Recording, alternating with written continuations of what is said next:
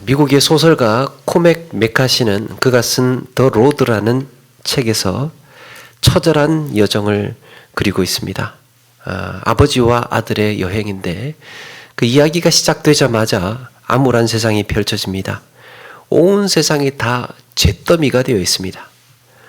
아직도 이곳저곳에는 불이 꺼지지 않고 타다 남은 재가 얼마나 또 두꺼운지 온 길에 다 뒤덮여 있어서 그렇게 길을 제대로 구별하지 못할 정도로 온 세상이 다 잿더미가 되어 있었습니다. 거의 모든 생명은 대재앙으로 인해서 사라지고 소수의 몇몇 사람들만 간신히 살아남아서 살아가는데요. 온 세상에 사람들이 몇 명 남지 않다 보니까 어떤 현상이 일어나느냐? 법이 없어졌어요. 상식이 사라져 버렸습니다. 그들에게 주어진 현실은 생존이에요. 살기 위해서는 어떤 수단과 방법을 가리지 않습니다. 그렇게 죽고 죽이는 냉혹한 세상이 되고 말았습니다. 그 제목처럼 로드, 길을 가는 거예요. 아버지와 아들이 그런 세상에 험난한 길을 가는 겁니다. 아버지는 그 카트를 하나 끌고 있는데 거기에 조금 식량하고 차도 없고 하니까 그 카트를 이제 끌고 길을 가는 거예요. 아들과 함께 혹독한 추위를 견디면서 한 가지 품고 있었던 것, 남쪽으로 가면 괜찮을지 몰라. 남쪽을 향해 가면 좋을지 몰라. 그래서 언제 사람이 나타나서 해칠지 모르기 때문에 아버지와 아들은 끊임없이 긴장해야 했고 품속에 총 한 자루 의지해서 하염없이 길을 가고 있습니다. 이들은 과연 남쪽의 바다에 도달할 수 있을까? 그런데 이 소설에서 한 가지 인상적인 것은 두 사람이 소망을 포기하지 않는다는 겁니다. 소망을 품고 있어요. 아들이 아버지에게 자주 이런 질문을 합니다. 아빠, 우리가 살 수 있습니까? 이러다가 우리 죽는 거 아니에요? 죽음에 대한 불안, 두려움. 그래서 자꾸 확인하고 싶은 거예요. 우리 살 수 있죠? 그럴 때마다 아버지는 걱정 마. 우리는 죽지 않을 거야. 반드시 우리는 살 수 있어. 포기하면 안 돼. 그렇게 아들에게 이 소망을 심어주고 자꾸 부추기고 달래는 거예요. 또 한 가지 특이한 게 있습니다. 아버지와 아들이 이런 소망을 품고 가는데요. 이 소망에 대한 두 사람의 차이가 있다는 겁니다. 아버지는 아주 현실적인 사람이에요. 냉혹한 세상을 지금 버텨내고 이겨내야 하다 보니까 현실적이 되어버렸어요. 만나는 사람들을 아무도 믿지 않습니다. 언제 나를 해칠지 몰라. 단순히 아들을 살려야 한다는 일념에 만나는 사람들을 아주 날카롭게 경계합니다. 자칫 뭔가 삐끗했다면 총으로 쏘아야 되는 이런 긴장 속에 필요하다면 살인도 불사할 정도로 이 아빠는 생존에 집착해 있습니다. 그런데요, 아들은 좀 느낌이 다릅니다. 아들도 마찬가지죠. 온통 잿더미로 변해버린 그 대재앙으로 망해버린 세상에서. 그런데도 이 아들은 자신과 같은 처지에 있는 사람들을 어떻게 하든 도와주고 싶어요. 아들도 자기 코가 석잔데 자기부터 살고 봐야 되는데 어떻게 하든 누군가를 불쌍한 사람이 있으면 도와주고 싶어합니다. 저 사람도 착한 사람일지 몰라요. 저 사람 저대로 두고 우리가 가면 저 사람 반드시 죽을 거예요. 아빠, 그러니까 우리가 도와줘야 돼요. 그런데 아빠는 어떻습니까? 매정하게 뒤도 돌아보지 않고 아이를 끌고 가자고 갑니다. 이렇게 온통 잿더미가 되어버린 암울한 세상에서 아버지는 생존을 위해서 수단과 방법을 가리지 않을 수 있었고, 아들을 꼭 살리겠다는 이런 소망 하나로 모든 것을 걸고 길을 갑니다. 그런데 아들은 그럼에도 불구하고 불쌍하게 내버려진 사람들에 대한 동정을 포기하지 않습니다. 자기도 마치 당장 죽을지도 모르는 위험한 현실 속에서도 그래도 불쌍한 사람이 눈에 들어오는 거예요. 같은 소망을 가졌음에도 아버지는 세상에 대한 신뢰나 인간애를 버린 소망을 가졌고, 아들은 인간이 인간인 이유를 포기하지 않습니다. 아버지가 품은 소망은요, 믿을 사람이 없는 세상에서 오로지 나만 살아야 한다는 이런 소망. 그런데 아들은 그래도 내가 인간이고 그래도 내가 사람인 이유를 잃어버리지 않습니다. 이들은 끝까지 자신이 놓치지 말아야 할, 이 아들은 끝까지 자기가 놓치지 말아야 할 것이 무엇인지를 알고 있습니다. 그들이 바라보는 세상은 그렇게 서로 달랐습니다. 오늘 말씀에도 각자의 소망을 품고 길을 떠나야 하는 두 남자가 등장을 합니다. 바로 아브라함과 조카 롯이. 애굽에서 베델에 올라온 이들은 이 베델에서 서로 함께 동거할 수가 없었습니다. 조금 위에 6절 말씀에 보니까 이렇게 기록합니다. 그 땅이 그들이 동거하기에 넉넉하지 못하였으니 이는 그들의 소유가 많아서 동거할 수 없었음이니라. 둘 다 소유하고 있는 양과 소가 많다 보니까 푸른 초장이 넉넉한 곳이 필요했습니다. 그러다 보니까 그들의 종들이 이제 풀을 뜯기고 해야 되는데 서로 종들끼리 좋은 곳 차지하려고 신경전을 벌이고 있었던 것 같아. 때로는 부딪히면 멱살잡이라도 하면서 여기 내가 먼저 왔어. 당신네들 저쪽으로 가. 그렇게 서로 다투었던 것 같습니다. 풀이 없는 황량한 땅에서 더 이상 무엇을 기대할 수 있겠는가? 서로 떠나는 수밖에요. 그때 아브라함이 먼저 양보를 합니다. 우리 한 가족 아니냐? 이렇게 서로 다투지 말고 좋은 땅을 네가 먼저 찾아가라. 네가 먼저 선택을 하고 그 다음에 내가 다른 길을 갈 테니까 네가 먼저 정해라. 롯이 봐도 베델은 말 그대로 뜯어먹을 게 없는 동네였습니다. 그래서 하는 수 없이 롯도 자기가 좋아 보이는 땅을 정해서 길을 떠나게 됩니다. 10절에 보니까 이에 롯이 눈을 들어 요단 지역을 바라본즉, 롯이 생각하고 롯이 고른 땅이 어디입니까?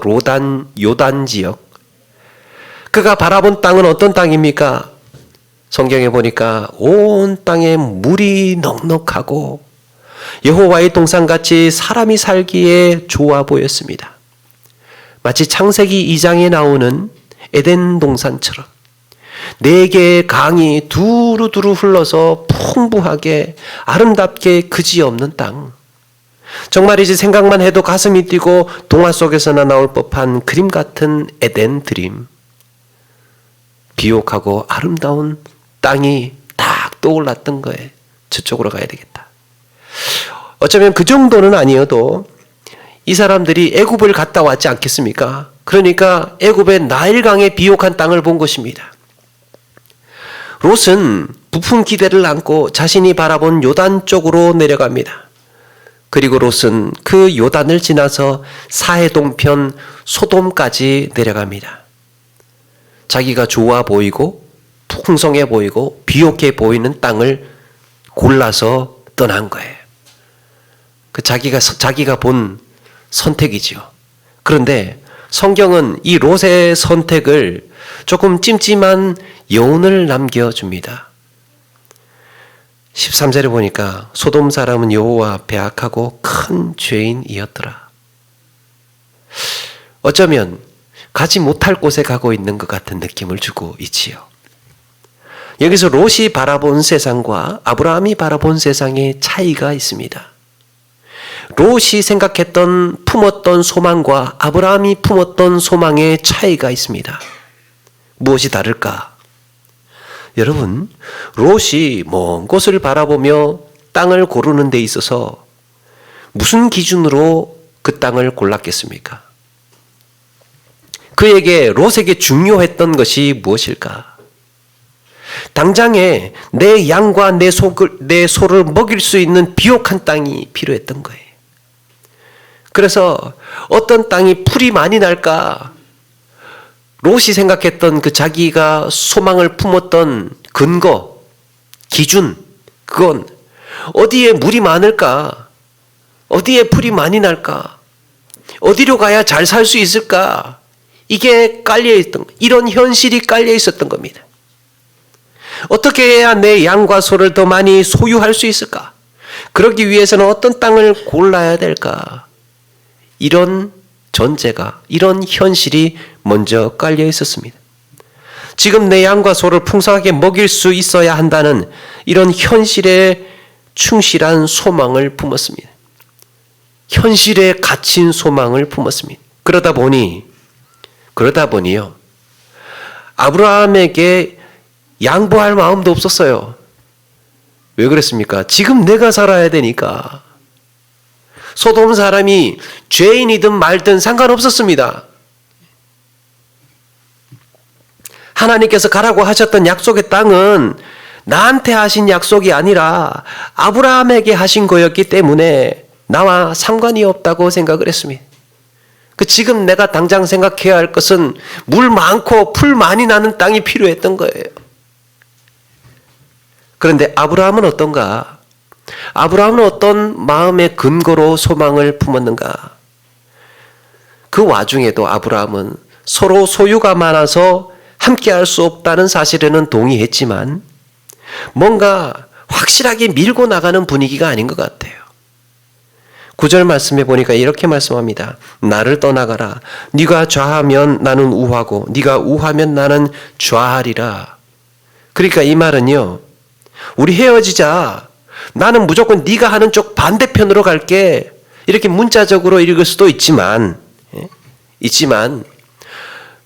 롯의 선택을 먼저 존중해주고 내가 양보할게, 이 마음이 더 커 있던 거죠. 아브라함의 마음에는 지금 우리가 이렇게 절박하게 풀이 없어서 생존을 위해서 싸우고 생존을 위해서 이렇게 서로 신경전을 벌이고 있지만 이것보다 더 중요한 게 있다. 우리 싸우지 말자. 너와 나는 가족 아니냐. 원수되지 말아야 돼. 이게 더 중요했던 거예요. 그래서 네가 먼저 선택해라의 의미가 네가 좌하면 내가 우하고 네가 우하면 내가 좌하리라. 더 중요한 것은 원수되어 헤어지지 않는 것입니다. 아브라함이 품은 소망은요, 현실에 충실한 소망이 아니었습니다. 그는 자기가 소유한 양과 소를 충분히 먹이기 위해서 좋은 땅을 찾는 롯과는 달리 더 중요한 것이 있었습니다. 아브라함은 왜 먼저 비옥한 땅을 롯에게 양보했을까? 자신의 가축을 먹여 살리는 것은 가족의 생존을 위해서라도 제일 먼저 선택해야 할 것인데 롯만 지금 급합니까? 아브라함도 급하죠. 자기 양과 소도 먹여 살려야 되는 거예요. 급해요. 그런데 왜 그는 롯을 먼저 떠나보내면서도 자기는 그 땅을 쉽게 떠나지 않고 머뭇거리고 있었을까? 아브라함이요, 얼마 전에 한 가지 사건을 경험한 게 있었습니다. 아브라함은 현실에 갇힌 소망을 품었던 적이 있었어요. 지금 이 상황에서는 내가 이렇게 소망해야 돼. 이런 바람을 가져야 돼. 이런 생각을 했던 적이 있었습니다. 그런데 철저하게 실패를 했습니다.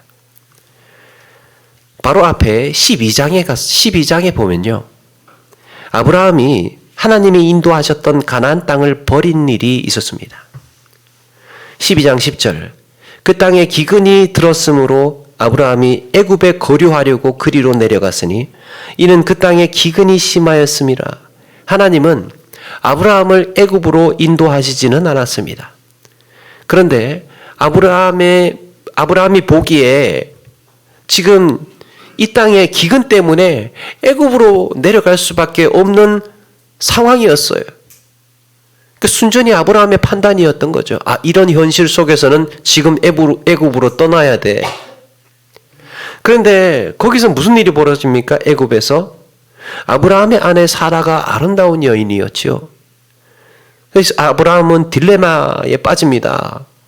기근 때문에 지금 애굽에 와서 살기는 살아야 되겠는데 한 가지 걱정은 아내 빼앗길까 봐. 그게 현실이었습니다. 그래서 거짓말할 수밖에 없는 현실에 빠집니다.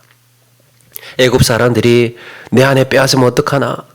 그래서 사람들이 나를 죽이면 어떡하나? 아브라함은 아내가 빼앗기는 것보다 그런데 더 중요한 것은 일단 내가 살고 봐야 되겠다라는 결심을 합니다. 아내도 아내지만 내가 살고 봐야 되겠다. 그러자니 어떻게 하느냐? 내 아내를 내 누이 동생이라고 속이고 이야기를 합니다. 빼앗길 때는 빼앗길 값이라도 나는 죽지 않아야 되겠다는 생각이, 현실적인 생각이 깔려 있었던 것이죠. 나름대로 그 순간에는 누가 봐도 그렇게 할 수밖에 없는 판단이었을 겁니다. 결국에 아브라함의 우려대로 애굽에 어여쁜 여인이 들어왔다는 소식이 바로의 귀에까지 들어가고 소식을 들은 바로는 사라를 아내로 맞이하려고 합니다. 그런데 이때 이 일을 막으신 건 하나님이었습니다. 하나님은 바로에게 재앙을 내리시고 그 길로 바로는 아브라함과 아내 사라를 애굽에서 내보내게 되죠. 그렇게 다시 올라온 곳이 베델이었습니다. 마치 룻기에 나오는 나오미가 베들레헴을 떠나지 말았어야 했던 것처럼 기근이 들고 양식이 떨어져서 그래도 베들레헴을 떠나지 말아야 했던 것처럼 아브라함은 하나님께서 인도하셔서 다다른 그 베델을 떠나지 말아야 했던 것입니다. 기근이 들었을지라도 베델을 떠나지 말아야 했을 것이고 또 풀과 물이 부족해도 그 땅을 떠나지 말았어야 했을 것입니다. 그래서 아브라함은 고민스러웠습니다. 내가 지금 서 있는 이곳의 현실이 떠날 수밖에 없는 기근이라고 해서 정말로 떠나도 되는 건가? 나는 뭐 때문에 여기까지 오게 되었나?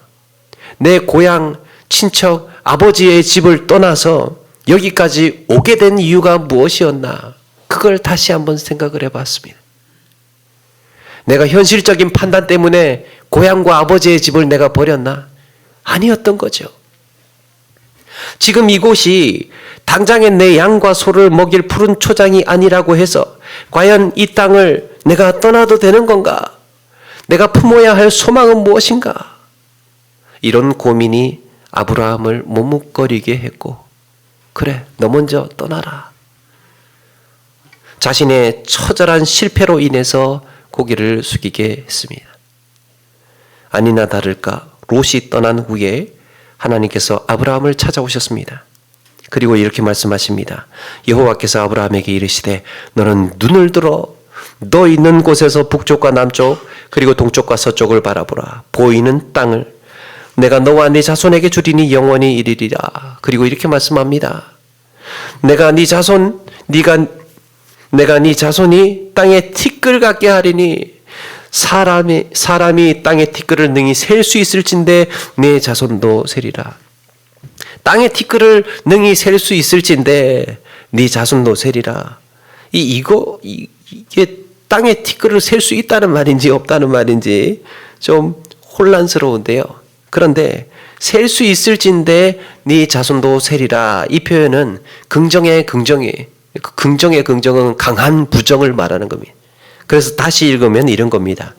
땅의 티끌을 능히 세는 것이 가능하다면 세봐라. 그러면 네 자손도 셀 수 있을 거야. 그러니까 땅의 티끌을 절대로 셀 수 없다는 겁니다. 그만큼 무수한 후손을 주시겠다고 약속하고 있습니다. 그리고 당장에 보기에는 이 아브라함의 육신의 자손의 번성을 말씀하고 있는 것 같은데 더 멀리 보면 아브라함의 믿음의 계보를 따르는 하나님의 백성 전체를 말하고 있는 겁니다. 하나님은 아브라함에게 푸른 초장의 넉넉한 소유를 얻게 되리라는 이런 땅을 보여주신 게 아니에요. 베델이 어떤 곳입니까? 지금 먹을 게 없어서 떠나야 할 그 땅이에요. 그런데 아브라함에게 눈을 들어서 양사방을 한번 보라고, 물과 풀이 풍족하지, 이게 아니었죠. 아브라함이 눈을 들어서 동서남북을 보았을 겁니다. 역시나 물 없는 곳, 메마르고 척박하고 황량한 땅이에요. 그런 땅을 바라보라는 겁니다. 그런데 무슨 약속을 주십니까? 하늘의 별과 같은, 바다의 모래와 같은 셀 수 없는 무수한 믿음의 자손을 보여주셨습니다. 네가 서 있는 땅 동서남북으로 바라보라.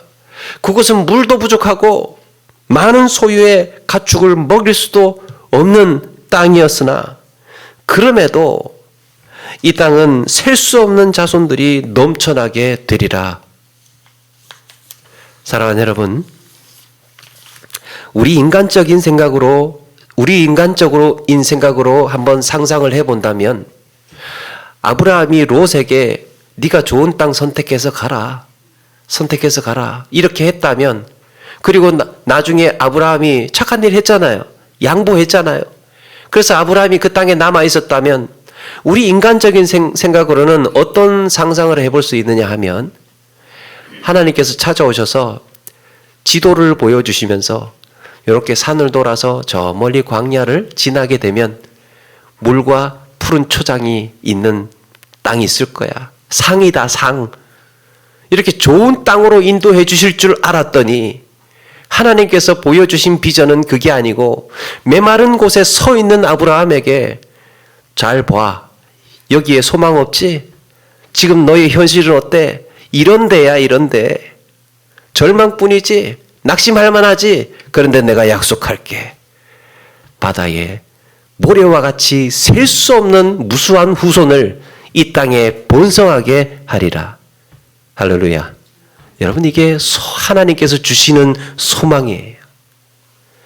인간적인 생각으로, 인간적인 시각으로 보았을 때는 가능성 없어 보입니다. 그런데 하나님께서 약속하기 때문에 그게 우리가 품어야 하는 소망인 겁니다. 사랑하는 여러분, 아브라함이 바라보아야 했던 소망은 하나님이었습니다. 히브리서 기자는 아브라함이 가졌던 믿음의 소망을 이렇게 기록합니다. 히브리서 11장 9절, 믿음으로 그가 이방의 땅에 있는 것 같이 약속의 땅에 거류하여 동일한 약속을 유업으로 함께 받은 이삭 및 야곱과 더불어 장막에 거하였으니 이는 그가 하나님이 계획하시고 지으실 터가 있는 성을 바랐음이라. 우리가 바라보아야 할 소망은 무엇입니까? 현실에 갇힌 나머지 당장 급하고 당장 갈급한 것들을 바라볼 것이 아니라, 그럼에도 내가 놓치지 말아야 할 간절함이 무엇인지를 돌아보고, 그럼에도 하나님의 약속을 따라서 소망을 품어야 할 줄로 믿습니다. 세상에서 갖는 소망은, 세상 사람들이 갖는 소망은 현실에 기반한 거예요. 그런데 믿음의 사람이 갖는 소망의 근거는 뭐냐? 하나님의 약속에 기반한 소망입니다.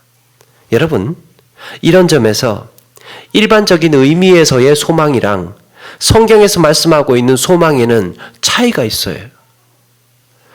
일반적인 소망, 사전적으로 말하는 의미의 소망은요, 그냥 단순한 기대감이나 갈망을 이야기합니다. 그냥 간절한 바람, 그게 소망이에요. 우리가 쓰고 있는 의미의 소망.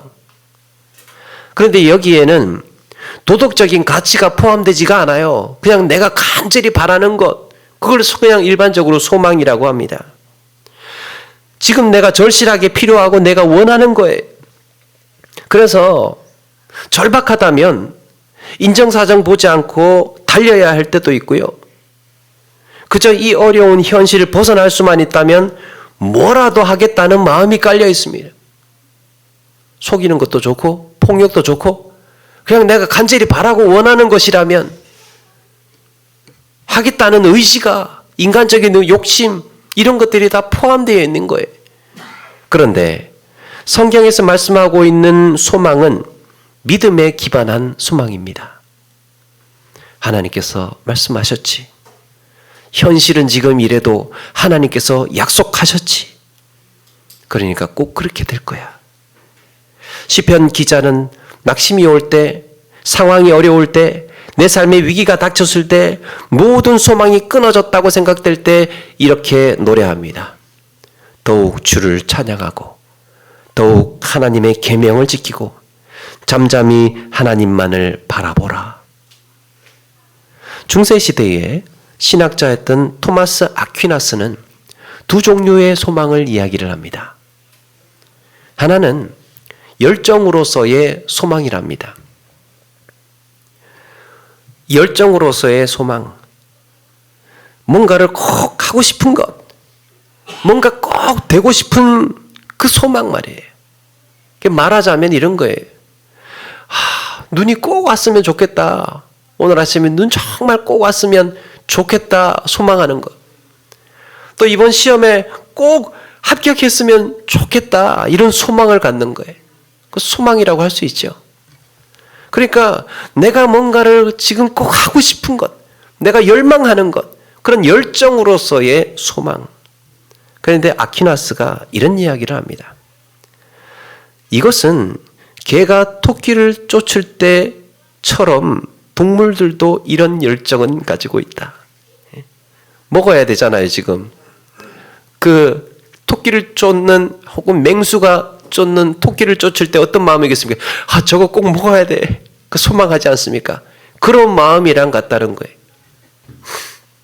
그래서 인간의 소망은 본질적으로 동물의 소망과 같다라고 했습니다. 그러나 아퀴나스는 또 하나의 소망을 말하는데 그것이 덕으로서의 소망입니다.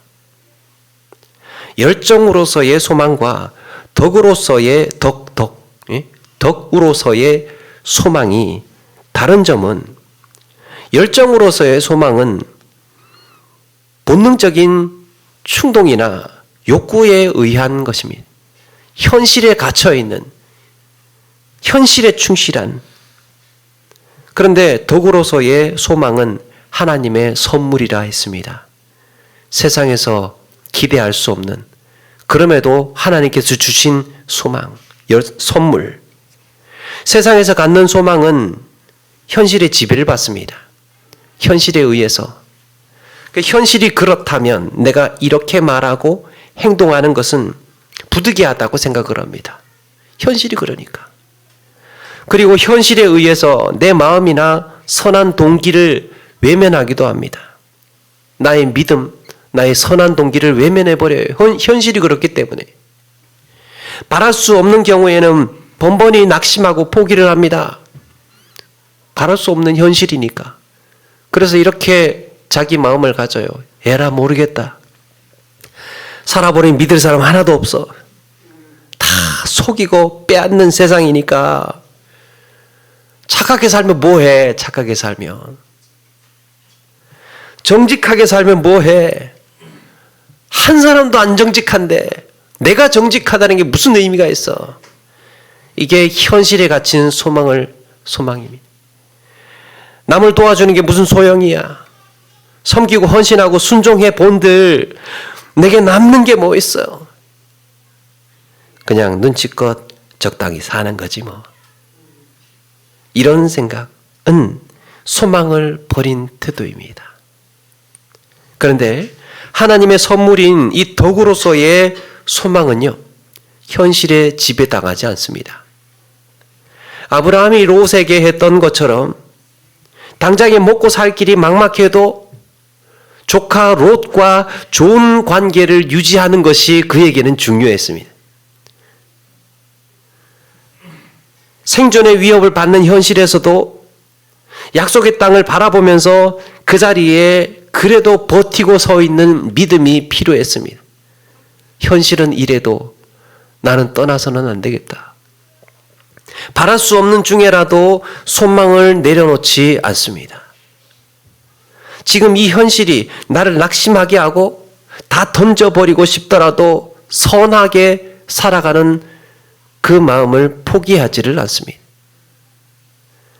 아까 말씀드린 소설 더 로드에 등장했던 아들의 모습처럼 처참하게 망가진 세상에서 내버려진 사람에 대한 연민처럼 불쌍하게 죽어갈지 모르는 사람을 그래도 다시 한번 돌아보는 마음처럼 우리가 품어야 할 소망은 그럼에도 사랑을 포기하지 않고 그럼에도 신뢰를 저버리지 않는 것입니다. 그럼에도 현실과 타협하지 않고 약속을 이루실 하나님을 기다리며 잠잠히 바라봅니다. 그래서 누군가는 바라는 것과 소망하는 것은 다르다고 말을 하면서 이런 이야기를 합니다. 바람은 덕이 아니지만 소망은 덕이다. 소망은 덕에 기반을 해서. 사랑하는 여러분, 간절히 바라는 소망이 있습니까? 간절히 열망하는 것이 있습니까? 나에게 꼭 이루어지고 싶은 소원이 있습니까? 그렇다면 그 소망에는 혹시 무엇이 빠져 있습니까? 소망에 근거해 있어야 할, 소망에 이 바탕이 되어 있어야 할 믿음, 신뢰, 사랑, 그럼에도 선을 꿈꾸고 행할 수 있는, 그럼에도 하나님을 바라볼 수 있는 이런 것들이 우리의 소망에 포함되어 있어야 하고 우리의 마음에 성품으로 자리해 있어야 한다는 거죠. 현실에 취한 나머지 먹이만을 쫓아가는 굶주린 열정을 소망으로 생각했던 것은 아닐까. 난 정말 꼭 하고 싶어 이런 거. 나는 정말 꼭 이런 걸 이루고 싶어. 이런 것을 우리가 소망이라고 착각하면서 살지는 않았을까. 말씀을 통해서 다시 한번 되돌아보게 됩니다. 우리 주님께서는 십자가에 죽으시는 순간까지도 소망을 잃지 않으셨습니다. 예수님을 배반하고 도망쳤던 대책 없는 제자들도 포기하지 않았습니다. 자신들이 무슨 짓을 하는지 알지 못하는 유대인들과 로마인들조차도 그들을 위해서 기도하셨습니다. 왜 그랬을까요? 왜 그렇게 하셨습니까? 언젠가는 저들도 살아나야 하고 언젠가는 저들도 회개하고 하나님의 사람으로 세워져야 하겠기에 답 없는 그들에게조차도 선한 마음을 품으셨습니다. 여러분, 이게 소망의 힘이에요.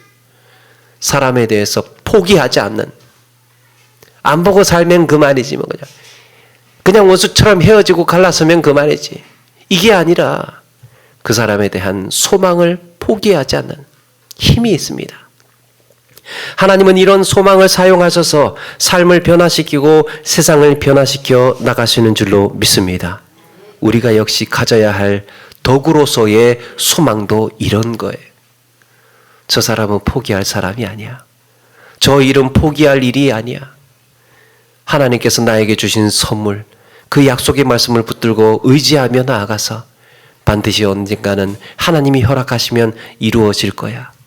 하나님이 허락하시면 화해가 되고 또 용서가 되고 모든 관계가 풀리게 될 거야. 소망. 사랑하는 여러분, 현실이란 현실에만 집착하면, 현실만 바라보게 되면 이런 현실은 절망의 다른 이름이에요.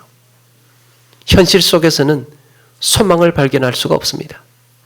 현실은 나에게 자비를 베풀지 않아요. 현실이 이런데 무슨 믿음이냐 이렇게 되는 거예요. 현실이 이런데 믿음은 무슨 믿음? 현실이 이런데 약속은 무슨 약속이냐? 지금 당장 내가 급하고 죽게 생겼는데, 당장 내가 절박한데 무슨 사랑이냐? 이런 소중하고 아름다운 가치들을 다 쓸어버립니다. 그러나 소망은 그럼에도 불구하고 하나님을 바라보게 하고, 그런 현실 속에서도 함께 붙들고 눈물 흘리게 하고, 외면해야 할 사람을 다시 한번 돌아보게 하고, 그럼에도 주님 앞에 나와서 엎드리게 합니다. 이게 소망을 가진 사람이, 이런 소망이 저와 여러분의 삶에 풍성하기를 소망합니다. 말씀을 마칩니다. 사랑하는 여러분, 우리는 현실을 바라보며 소망을 품는 것이 아니라 하나님을 바라보며 현실을 극복해 나아가야 할 줄로 믿습니다. 이 소망을 품고 척박하고 메마른 세상을 넉넉하게 걸어나가시는 우리 모두가 되기를 주의 이름으로 축원합니다. 맞습니다.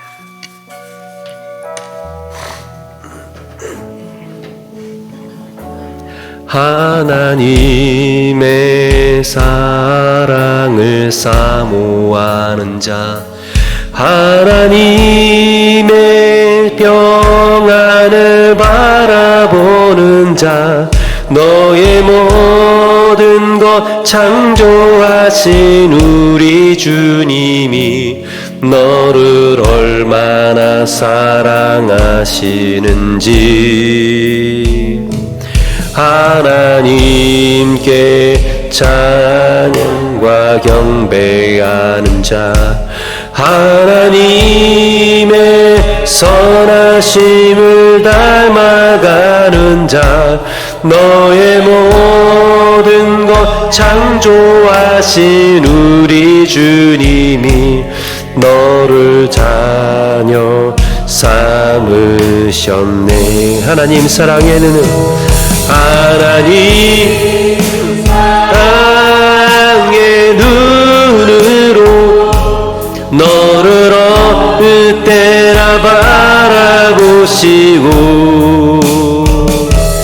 하나님 인자한 귀로서 언제나 너에게 기울이시니 어두움에 밝은 빛을 비춰주시고 너의 작은 신음에도 응답하시는, 너는 어느 곳에 있든지 주를 향하고 주만 바라보지. 하나님 사랑의 눈으로, 하나님 사랑의 눈으로 너를 어느 때나 바라보시고, 하나님 인자한 귀로서 언제나 너에게 기울이시니 어두움에 밝은 빛을 비춰주시고 너의 작은 신음에도 응답하시니, 너는 어느 곳에 있든지 주를 바라고 주만 바라볼지라. 네, 제가 기도하고 마치겠습니다.